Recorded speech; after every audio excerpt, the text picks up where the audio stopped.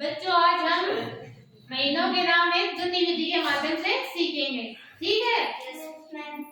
जनवरी आई, जनवरी आई, जनवरी आई, जनवरी आई, जनवरी आई, जनवरी आई, जनवरी आई, जनवरी आई, जनवरी आई, जनवरी आई, जनवरी आई, जनवरी आई, नए साल की खुशियों लाई, नए साल की खुशियाँ लाई, नए साल की खुशियों लाई, नए साल की खुशियाँ लाई, नए साल की खुशियों लाई, नए साल की खुशियाँ लाई, फरवरी आई, फरवरी आई, फरवरी आई, फरवरी आई, फरवरी आई, फरवरी आई, फरवरी आई, फरवरी आई, फरवरी आई, फरवरी आई, फरवरी आई, फरवरी आई, बसंत पंचमी का पर्व लाई, वसंत पंचमी का पर्व लाई, बसंत पंचमी का पर्व लाई। वसंत पंचमी का पर्व लाई। हम फरवरी के महीने में बसंत पंचमी का पर्व मनाते ना।